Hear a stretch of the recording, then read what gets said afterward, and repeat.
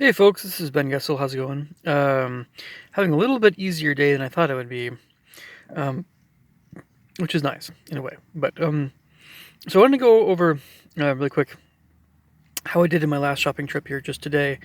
Of course, I was kind of hustling out the door, just trying to eat, so I can't show you guys everything, visually. But at any rate, here goes. So QFC. Of course, I went to the Shoreline one. Well, I guess you say Lake City, kind of ballpark, close to Seattle.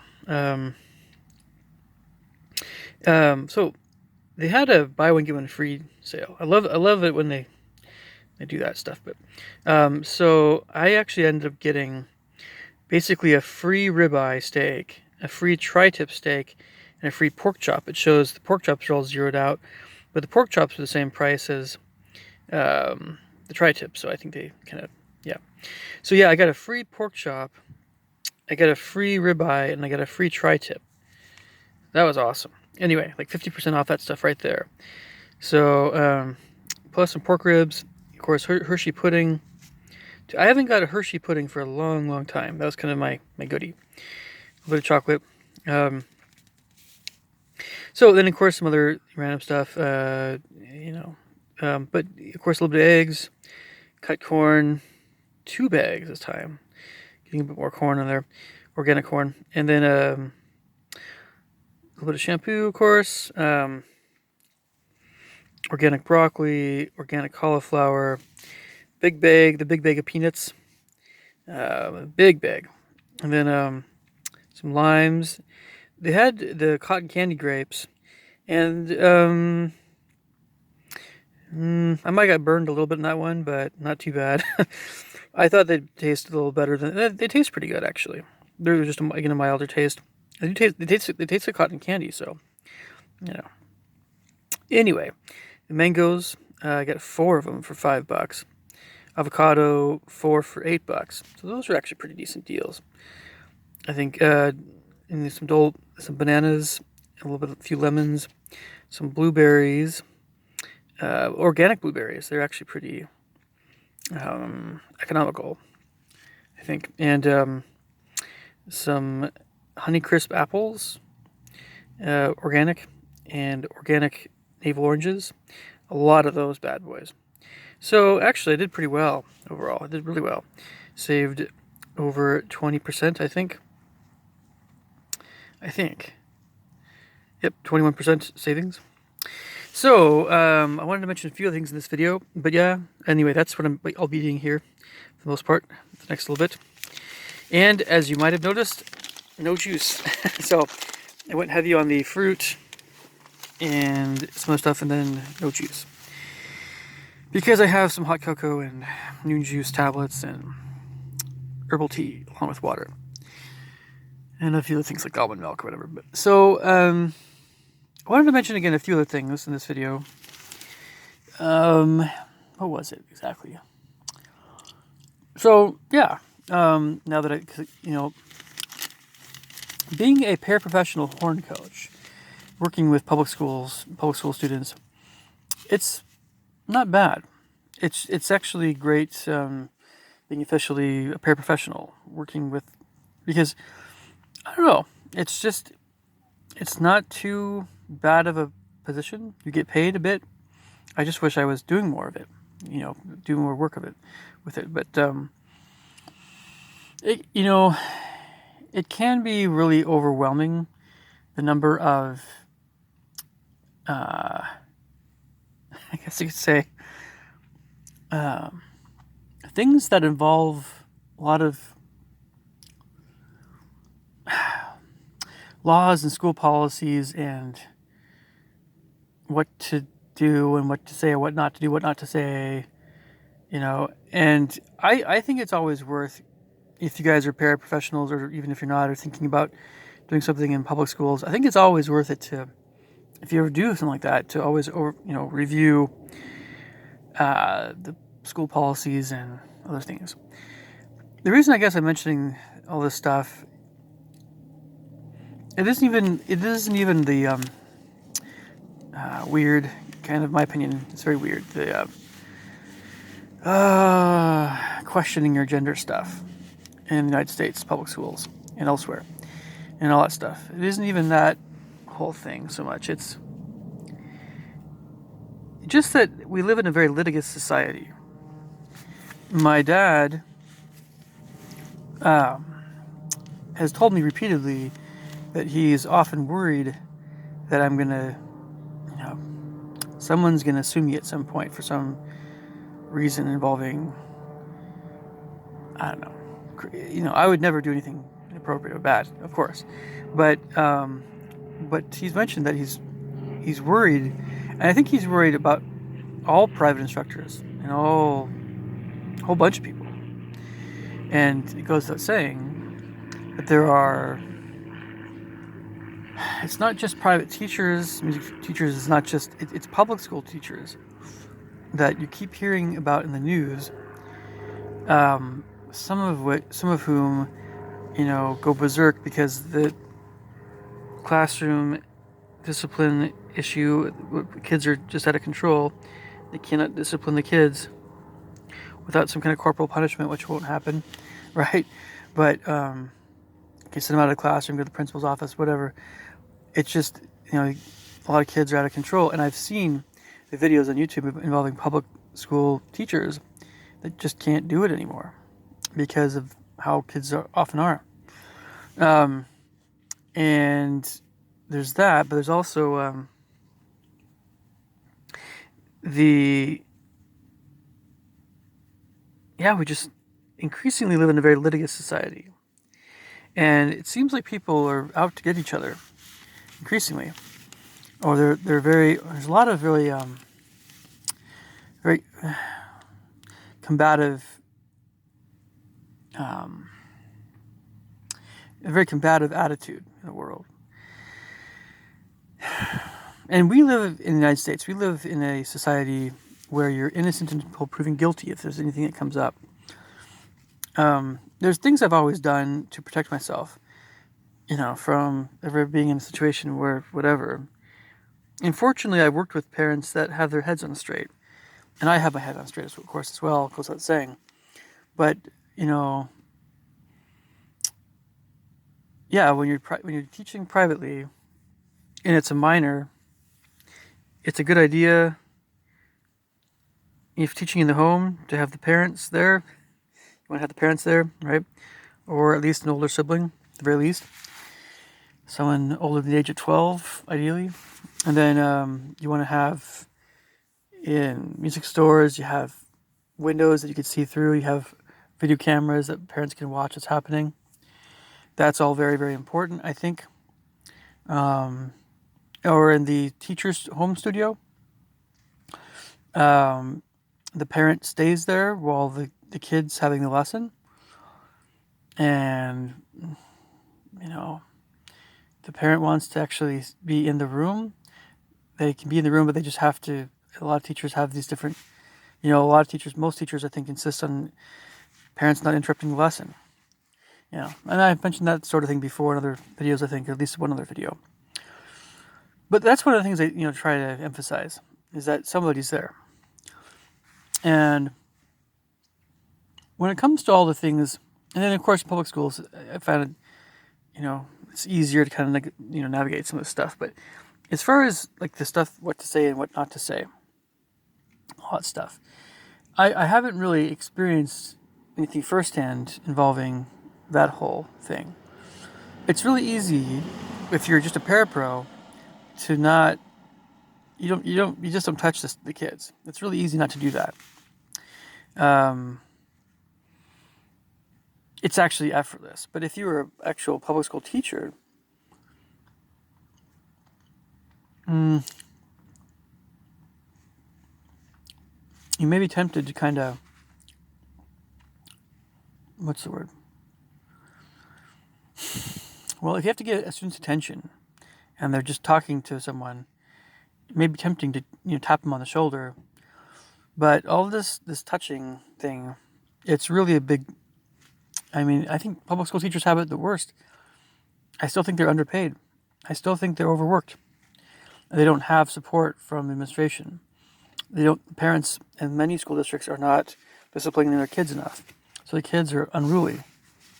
And when a teacher's trying to get a student's attention, it's literally impossible sometimes unless they tap them on the shoulder or something. Or you can try to wave, get their attention somehow, wave your hand in front of their face. But I think this is a huge issue still. I mean, it really is a huge issue. I personally think it should be never an issue, tapping someone on the shoulder. And definitely not an issue if you've already talked to the parents, the students, whatever, and said, is it okay if I tap your shoulder, if I need to get your attention? And so if the student says yes, it's okay, then if the teacher does that, it should be okay. And, we no longer have corporal punishment in the classroom. Everything is so much different in Asia. Oh my gosh. I really do seriously believe, I could do so many more things in Asia. But then I have increasingly other reservations, which I'm going to get to in this video, if not this one, and the next one.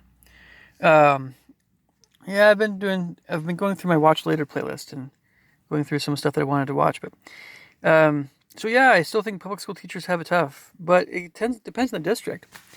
Inner city districts and certain other districts are going to have it harder than a lot of suburban districts. Really. Anyway, now I'm going to shift gears here a little bit and talk about Asia. So I've always tried to love Asia. In general, we're talking about East Asia here. China, Korea, Japan.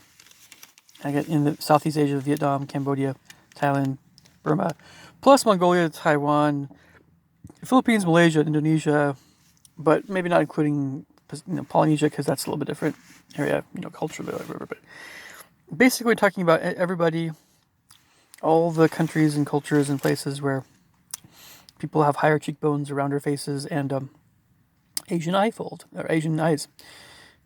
East Asia, that whole region of the world.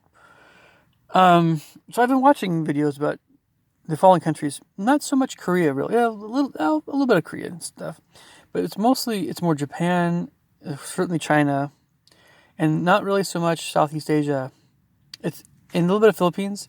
So it's a little bit of Philippines again. It's a little bit of Japan, teensy bit of Korea, and a lot of China videos. Yeah, a fair amount. What I've noticed and what I've observed, and a lot of this is coming from Asian Boss, but this is also coming from some other folks too. I subscribe to a lot of folks, and I'm always kind of comparing this with Asian Americans, who I'm more familiar with, generally, more or less. When it comes to Japan, I think it's a good idea when someone wants to work there. I just am unsure about anything social still in that country.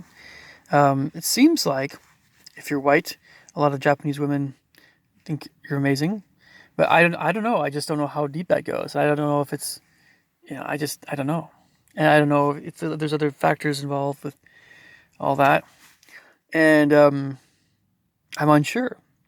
But it seems like Japan has their act together in terms of you really do get better treatment, I think, if you're a foreign worker, get an English teacher or something, or a music teacher. And I've also learned that the law can be not so fun. But if you don't break laws ever, you should be okay. The question is if you're ever framed for a crime, and it's even a small one. It seems like if you're a foreigner, they might not be less understanding. But overall, it's not too bad of a justice system. It's just the problem with Japan. This is just, I have to double check this with a few of the sources, but it seems like it's almost, in the United States, you're innocent until you're proven guilty. In Japan, they kind of tend to be a bit more proactive about law enforcement, and they don't give you the benefit of the doubt of being innocent as much. They kind of grill you a lot more. They don't let you have a lawyer present while the police are interrogating you about something. All this is not really that pleasing to hear. And it's concerning, but it's not the biggest issue in the world. In South Korea, the main things I've been reading about or watching have a little bit more to do with, well, okay.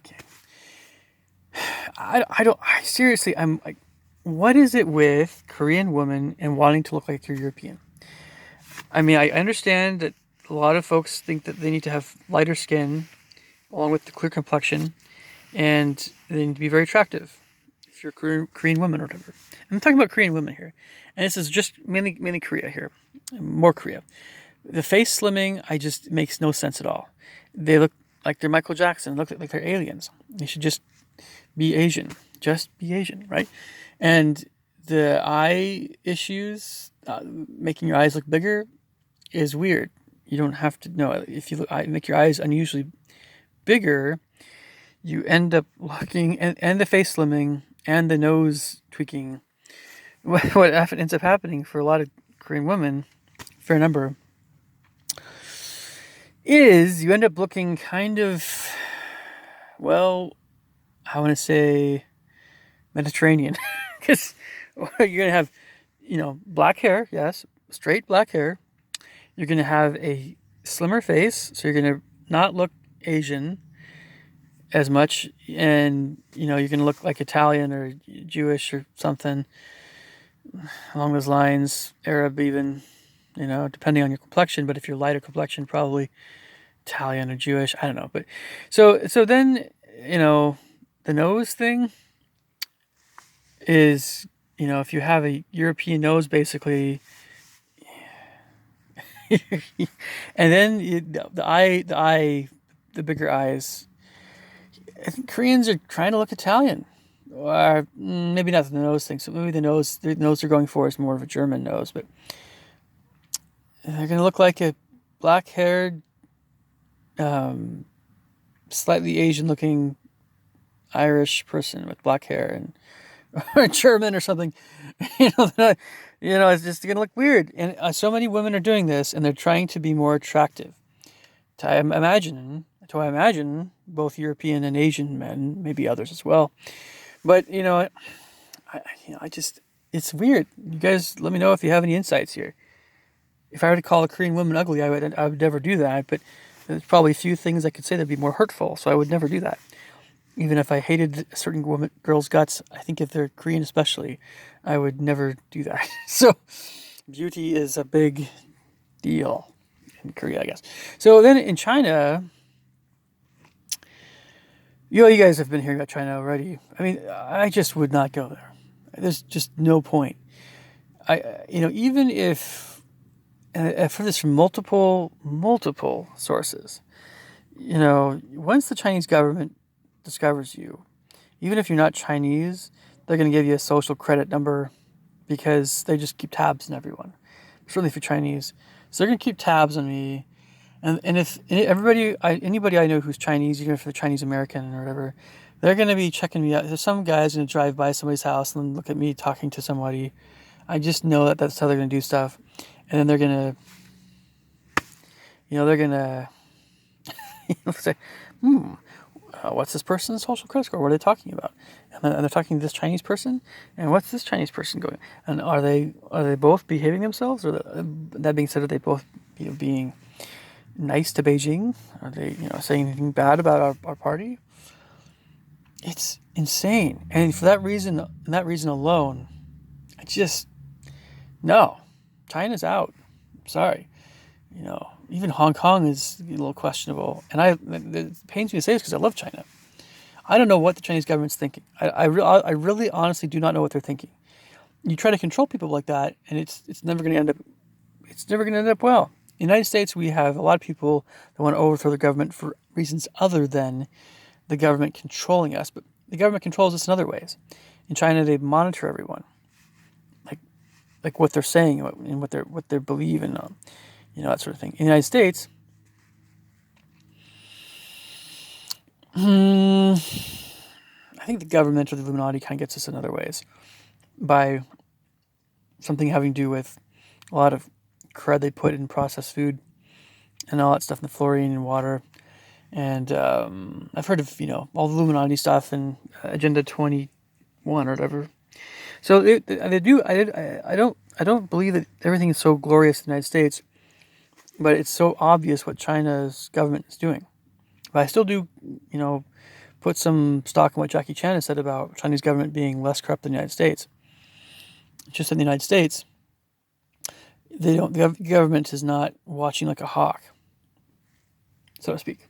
They just are going to probably be involved with some kind of depopulation in some form or another, involving again Illuminati Agenda 21 or whatever. So plus some other stuff like that, and then there's the military issues and the militarization of the police, and you can just go on and on about that stuff. But getting back to Asia here, I haven't really watched as much about Southeast Asia recently, but the Philippines a little bit. Watched a video about what Filipinos think of, U.S. versus China, whatever going on, and the military base in the Philippines. Filipinos are still, amazing folks, and they're very loyal. I think, mostly loyal in the United States, which is, I think, a nice thing. I think, okay, a little bit worried about China, but they have some connections culturally with China, of course. Now, this is coming from someone else, not from YouTube or anything. This is, people I've known in real life. Apparently, if you're Filipino and you look more Asiatic, have Asian eyefold, look more Chinese or whatever, you're not always treated very well by folks that have more Polynesian-ish features or just more oceanic. You don't have the Asian eyefold. So having Asian eyefold or not, it's a kind of stigma, and so depends on this. The Philippines is, well, it's a country that's on the boundary of East Asia and Oceania, so you're gonna get features of both. They're both Asian and Polynesian, right?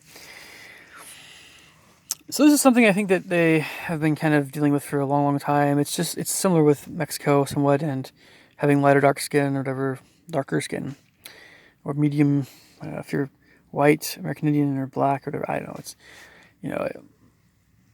similar but different kind of situation in the Philippines. What's interesting is that in the Philippines, there seems to me to be, I see a lot of connections with like Cambodia in the Philippines, and Malaysia, Indonesia to a lesser extent somewhat, but I often feel like folks from Southeast Asia and more southern areas of East Asia, Southeast Asia, they're a little bit friendlier often than people more from the northern parts of East Asia. This isn't always the case.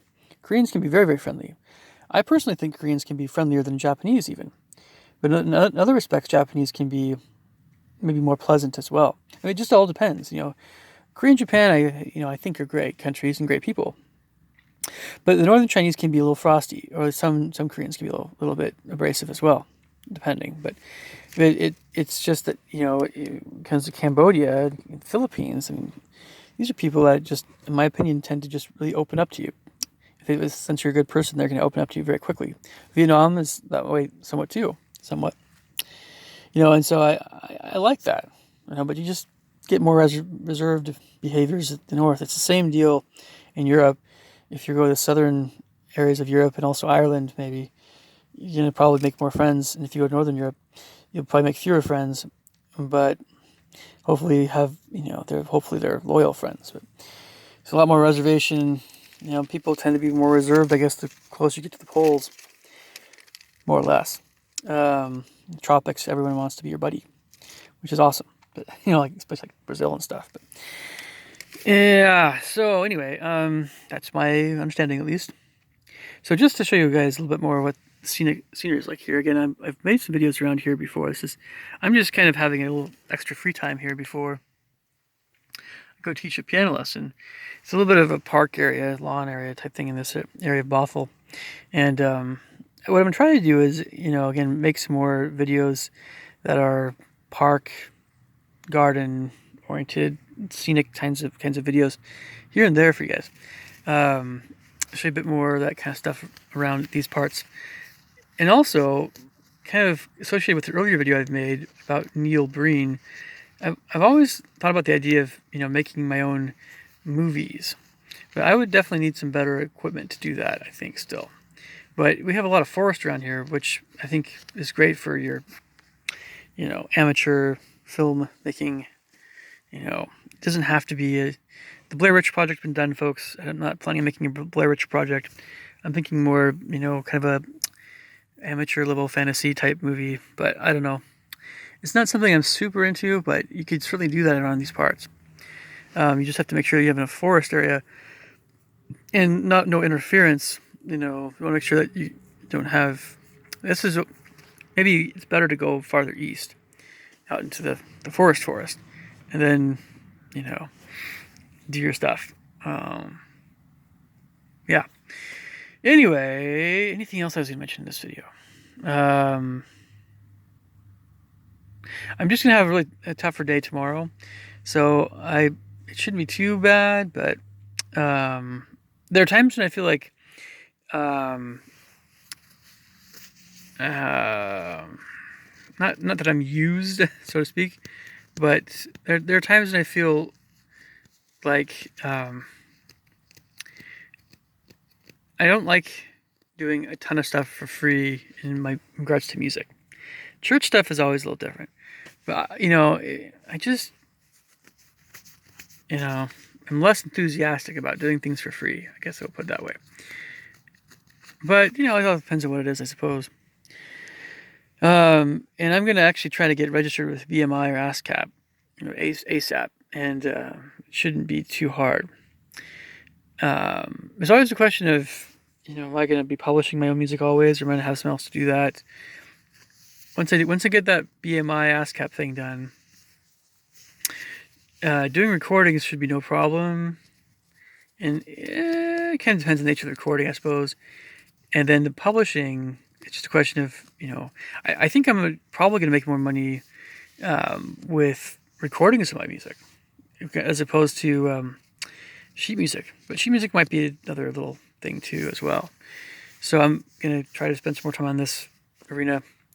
All right, leave me thoughts and comments below. Catch you guys later. Take care. Bye.